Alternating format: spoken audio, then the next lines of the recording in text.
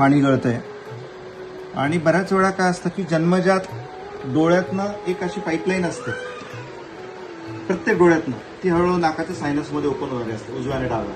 तर बऱ्याच वेळा कधी कधी जी जन्मजात इथून थोडीशी ती कधी कधी नॅरो होते, बारीक होते आणि त्याच्यामुळे त्या साईडचा डोळा पाणी गाळतो, ते चिपळे गाळतो. याच्यासाठी काही घाबरायचं नाही की याला कुठल्याही लगेच 1 वर्ष 1.5 वर्षापर्यंत कुठल्याच ऑपरेशनची गरज नाही.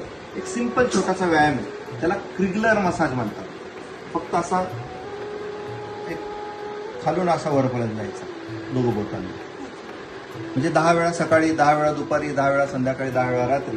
या मसाजनी ही जी पाईपलाईन आहे ती क्लिअर होते आणि तो कचरा निघत असतो. याला शक्यतो कुठलेच आयड्रॉप जास्त टाकण्याची गरज नाही.